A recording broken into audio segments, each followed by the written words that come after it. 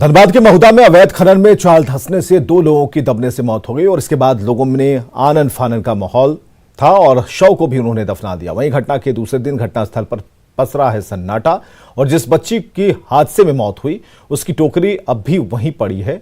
और आपको हम बताएं कि कल चाल धंसने से यहां 14 साल की बच्ची और एक युवक की मौत हुई थी। ज्यादा जानकारी दे रहे हैं संजय गुप्ता। बीते दिन धनबाद जिले के महुदा थाना क्षेत्र लोहपिट्टी ग्वालापट्टी में खान दुर्घटना हुई थी। अभी हम उसी जगह पर हैं। आपको हम दिखाते हैं कि इस तरह के रास्ते से जाते हुए किस तरीके से लोग अपने जान को जोखिम में डालते हुए इस जगह पे आते हैं। जिस रास्ते से हम आए हैं वह रास्ता इतना दुर्गम है कि 2 पहिया वाहन भी आना बहुत मुश्किल है। ऐसे में इन जगहों पर ट्रकों और पिकअपों के माध्यम से अवैध कोयले की ढुलाई, अवैध कारोबारी करवाते हैं। सबसे बड़ा सवाल है कि नाबालिग जो बच्चे होते हैं उनको भी इस काम में लगाया जाता है। जहां भी आपकी नजर जाएगी इस तरफ आपके कोयले के बड़े छोटे टीले दिखेंगे। और आप देख सकते हैं कि इसी जगह पर कल जो है सो चाल धंसी थी और जिसमें 2 लोगों की मौत हुई थी, जिसमें एक मासूम बच्ची हुई थी। फिलहाल इस मुहाने को बंद करा दिया गया है पुलिस के द्वारा। आनंद फानन में बताया ये भी जा रहा है जिन 2 लोगों की मौत हुई थी उनको शव को पुलिस अपने कब्जे में लेने के प्रयास की, लेकिन फिलहाल उनके परिजनों ने उन शवों को दफना दिया है और इसी स्थान पर दोनों लोगों की मौत हुई है। जेसीबी के माध्यम से मिट्टी तो भराई कर दी गई है, लेकिन यह मुहाना कब तक बंद रहेगा ये अपने आप में एक बड़ा सवाल है। ऐसे में जरूरत है प्रशासन को कि हम किसी तरीके से इस अवैध कारोबार को ना चलने दें, लेकिन संभव ये तब है जब पुलिस पूरी सतर्कता से इस कारोबार को बंद करने की सोच रखे। संजय गुप्ता, न्यूज़ 18 धनबाद। धनबाद में 14 साल की लड़की की मौत के बाद परिवार में मातम पसरा और जिस आंगन में कल तक बच्ची की आवाज गूंजती थी आज वो आंगन सूना पड़ा है। रह रहकर बेबस मां अपनी बच्ची को याद करती है क्योंकि कुछ दिन पहले उसके पति भी उसे छोड़कर चला गया। अब उसका सहारा कौन बनेगा? कल महुदा थाना अंतर्गत लोहपिट्टी पंचायत में कोयला खनन के दौरान मिट्टी धंसने से 2 लोगों की मौत हो गई थी। एक नाबालिग बच्ची रोशनी कुमारी की मौत हो गई थी और हम अभी उसी बच्ची के घर के पास हैं, घर में आए हुए हैं।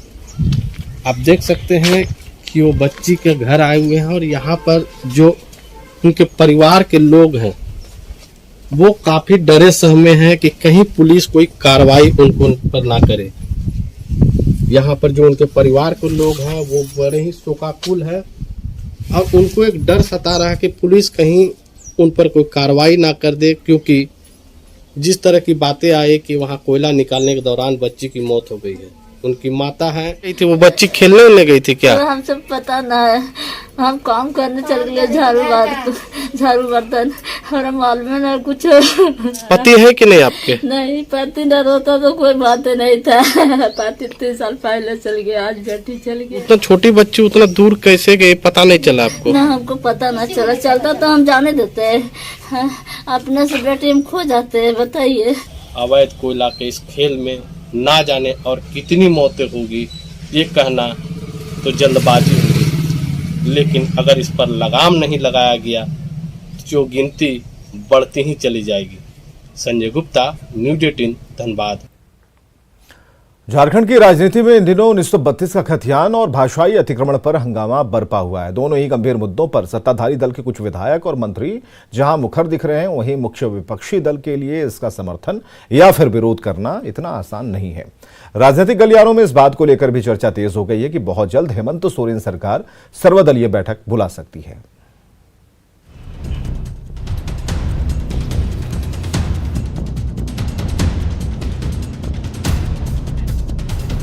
झारखंड में स्थानीयता का आधार 1932 का खतियान होगा या अंतिम सर्वे, इसको लेकर नए सिरे से राजनीति तेज हो गई है।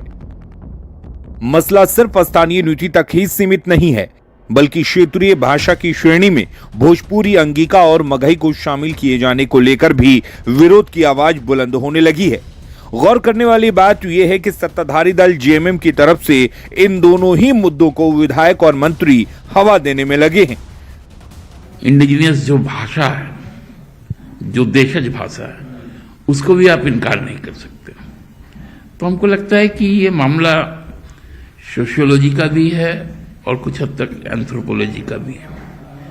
तो समाज के जो प्रबुद्ध वर्ग है, हमको लगता है उन लोगों के बीच में यदि डायलॉग हो तो इसका सर्वसम्मत समाधान भी निकल के आ जाएगा। उसके लिए जो आधार, उस पर बातें चल रही हैं नियोजन नीति के साथ साथ जो स्थानीय नीति पर, उस पर मंथन जारी है। बाकी लोगों से भी राय ली जा रही है। जो हमको लगता है कि मतलब बहुमत नहीं, सर्वमत जिसमें बने।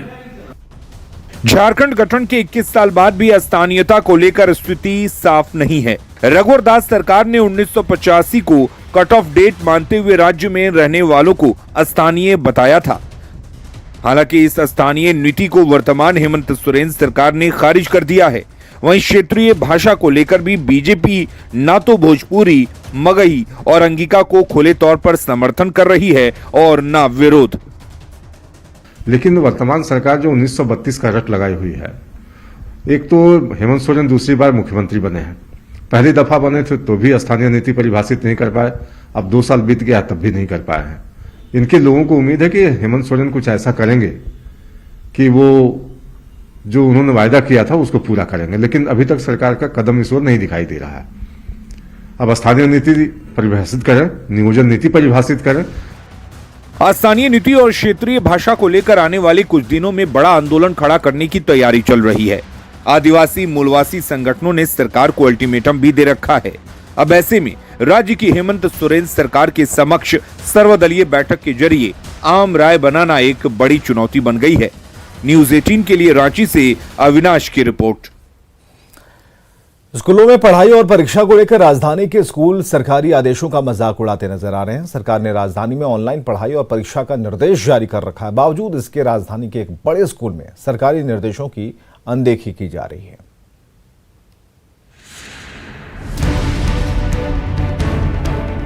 कोरोना की तीसरी लहर के दौर में राज्य भर में स्कूलों का संचालन कैसे हो, इसको लेकर राज्य सरकार ने स्पष्ट निर्देश जारी कर रखा है। इसके तहत राजधानी रांची के स्कूलों में पढ़ाई और परीक्षा अगले आदेश तक ऑनलाइन ही होगी। बावजूद इसके राजधानी रांची के सेंट फ्रांसिस स्कूल बनहौरा में सरकारी आदेशों की खुलेआम धज्जियां उड़ाई जा रही हैं। 15 से 26 फरवरी तक होने वाली क्लास 1 से 5वीं तक की परीक्षा ऑफलाइन ली जा रही है, यानी छात्रों को स्कूल आकर ही परीक्षा देनी होगी। न्यूज़ 18 ने जब स्कूल के वाइस प्रिंसिपल से बात की तो उन्होंने बताया कि परीक्षा का संचालन ऑफलाइन ही किया जा रहा है। उन्होंने क्या कुछ कहा, आप भी सुनिए। ऑफलाइन एग्ज़ाम होने है, लेकिन अभी तक नहीं आ रहा है। ऑफलाइन ही एग्ज़ाम तो ऑफलाइन होगी। क्लासेस तो खैर अभी हम लोग ऑफलाइन नहीं शुरू किए हैं, लेकिन एग्ज़ाम के बाद हो सकता है, रिजल्ट मिलने के बाद हम लोग ऑफलाइन क्लास भी खोल देंगे। सरकारी आदेशों और स्कूल प्रबंधन के फरमान के बीच अभिभावक परेशान हैं। उन्हें समझ नहीं आ रहा कि करना क्या है। इस बीच स्कूल अपने स्तर से ऑफलाइन परीक्षा को लेकर पूरी तरह तैयारी में जुट गया है। छात्रों को स्कूल तक लाने के लिए बस भी पूरी तरह से तैयार है। हम अपने काम से आए हुए थे और वो मैसेज के हिसाब से ही अभी चल रहे। ऑफलाइन होगा जी, अभी तक तो ही है। हाँ, स्कूल का तैयारी कर रहे हैं। हाँ। खुलने का। हाँ। बच्चों को लाना है। हाँ। सफाई नहीं होगा तो फिर कैसे कोरोना भागेगा। कैसे भागेगा। तो एग्जाम भी है। हाँ, एग्जाम है मंडे से 14 तारीख से एग्जाम है, 28 तक। हाँ, तो बच्चों को लाना है एग्जाम के लिए। हम इस समय मौजूद हैं राजधानी रांची के संत फ्रांसिस बनहौरा स्कूल में, जहां स्कूल प्रबंधन की ओर से पेरेंट्स को जो मैसेज भेजा गया है व्हाट्सएप पर, और आप देख सकते हैं कि मैसेज यही है कि क्लास 1 से लेकर 5 तक 15 फरवरी से 26 फरवरी तक क्लास 1 से 5 तक की ऑफलाइन परीक्षा होगी। और ये आदेश जो जारी किया गया स्कूल की ओर से, यह आदेश 3 फरवरी को जारी किया गया, जबकि सरकार का आदेश इससे पहले ही आ चुका है कि रांची समेत 7 जिलों में जहां संक्रमण सबसे ज़्यादा फैला था, उन सभी जगहों पर ऑनलाइन पढ़ाई ही होनी है और परीक्षा भी ऑनलाइन ही होगी। लेकिन सरकार के नियमों की किस तरीके से अनदेखी कर सेंट फ्रांसिस स्कूल बनहौरा ने ऑफलाइन परीक्षा को लेकर के एक तरीके से ये निर्देश जारी किया है। सभी पेरेंट्स को ये कहा गया है कि आप 15 फरवरी को स्कूल आएँ, बच्चों की परीक्षा होगी। अब सवाल है कि जो अभिभावक है उनके मन में भी संदेह है कि आदेश किसका माने, सरकार का माने या स्कूल प्रबंधन का। संजय कुमार सिन्हा, न्यूज़ 18, रांची। और राजधानी पटना से बड़ी खबर है, जहां लॉ एंड ऑर्डर पर सीएम नीतीश कुमार की मीटिंग खत्म हो चुकी है और 3 घंटे तक यह हाई लेवल मीटिंग चली है, जिसमें लॉ एंड ऑर्डर पर मुख्यमंत्री ने समीक्षा की। तमाम अधिकारी मौजूद थे, कई निर्देश दिए गए हैं। 3 घंटे तक चली इस हाई लेवल मीटिंग में कई निर्देश दिए गए हैं। हर हाल में अपराध पर नियंत्रण के निर्देश जारी कर दिए गए हैं। पुराने मामलों के जल्द निपटारे का भी निर्देश जारी किया गया है और इसके साथ मुख्यमंत्री ने अपराध के निपटारे की जानकारी भी मांगी है। आनंद अमृतराज हमारे साथ फोन लाइन पर। आनंद, क्या खबर है? कई निर्देश दिए गए हैं, मुख्य तौर पर कितने निर्देश हैं जो काम के हैं? देखिए विवेक, लगभग 3 घंटे तक बैठक चली और Nitish Kumar law and order को लेकर बेहद सख्त दिखे और उन्होंने सबसे पहला सवाल जो अधिकारियों से पूछा कि पिछले 16 नवंबर को जब लॉ एंड ऑर्डर की बैठक हुई थी और उसमें अधिकारियों को कई सारे दिशा निर्देश दिए गए थे, उस दिशा निर्देश का क्या हुआ? अपराध कम करने की बात उस मीटिंग में कही गई थी, उस समीक्षा बैठक में, तो फिर अपराध कैसे बढ़े? अधिकारी जनता के प्रति जवाबदेह क्यों नहीं है? तो ये बेहद सख्त रवैया था नीतीश कुमार का। इसके अलावा नीतीश कुमार ने यह भी पूछा कि जब पिछले समीक्षा बैठक में अधिकारियों को मुख्यालय स्तर से प्रमंडलों में दौरा करने का निर्देश दिया गया था, तो किन अधिकारियों ने दौरा किया, उसका पूरा ब्यौरा दिया जाए। उसके अलावा उन्होंने ये भी कहा कि गंभीर आपराधिक मामलों की वस्तुस्थिति फिलहाल क्या है, अपराध के निपटारे की स्थिति क्या है, उसका अनुसंधान कैसा चल रहा है, इसकी पूरी कंक्रीट जानकारी जल्द से जल्द मुहैया कराए।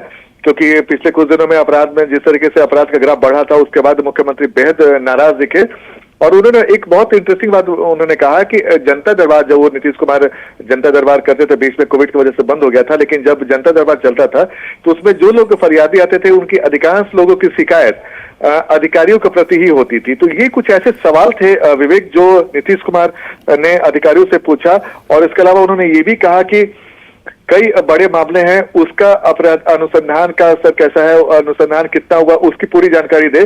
इसके अलावा तो क्या आनंद, ये मीटिंग जो है वो अब रेगुलर बेसिस पर होगी? इसका क्या कोई अंतराल, खास अंतराल होगा कि इसका कोई टाइम टेबल होगा? देखिए, लगातार नीतीश कुमार हर विभाग की समीक्षा बैठक करते रहते हैं और महीना में लगभग कई दिन ऐसे होते हैं जब कोई न कोई विभाग की समीक्षा बैठक की जाती है। पिछला 16 नवंबर को हुआ था और उसके बाद आज 9 फरवरी को समीक्षा बैठक बुलाई जा रही है। लॉ एंड ऑर्डर को लेकर समीक्षा बैठक बुलाई गई। तो अब चूंकि विधानसभा का सत्र भी शुरू होने वाला है 25 फरवरी से, तो उसके बाद लंबे बजट सत्र में शायद ऐसी उम्मीद नहीं है, लेकिन बजट सत्र के बाद एक बार फिर से समीक्षा बैठक बुलाई जाएगी। लेकिन उसके पहले नीतीश कुमार ने जो अधिकारियों से सवाल पूछे हैं, उसका पूरा जवाब मांगा है अधिकारियों से, वो बेहद महत्वपूर्ण है। क्योंकि अगर नीतीश कुमार ने कहा है कि लॉ एंड ऑर्डर को सुधारने की बात कही गई, तो लॉ एंड ऑर्डर की स्थिति खराब कैसे हुई, उसकी जवाबदेही किस पर तय की जाएगी। कई ऐसे सवाल थे अधिकारियों के सामने, जब अधिकारी को कुछ सवाल का जवाब देते नहीं बना। ड्रोन से निगरानी तो हो ही रही थी, लेकिन अब नीतीश कुमार अपनी लॉ एंड ऑर्डर जो छवि लेकर मुख्यमंत्री बने, उस छवि को और भी पुख्ता और साफ सुथरा करने की तैयारी में मुख्यमंत्री नीतीश कुमार हैं और इसी को लेकर समीक्षा बैठक की गई। बहुत बहुत शुक्रिया आनंद अमृतराज हमारे साथ बातचीत कर रहे थे और उन्होंने बताया कि कई निर्देश जारी किए गए हैं। हालांकि बिंदुवार तरीके से हम उन सभी निर्देशों के बारे में आपको बताएंगे, लेकिन सबसे पहले तो ये कि आज जो मुख्यमंत्री ने सवाल पूछा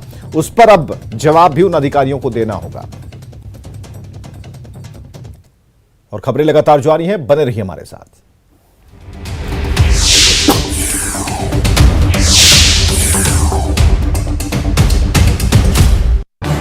इस न्यूज हेडलाइंस के प्रायोजक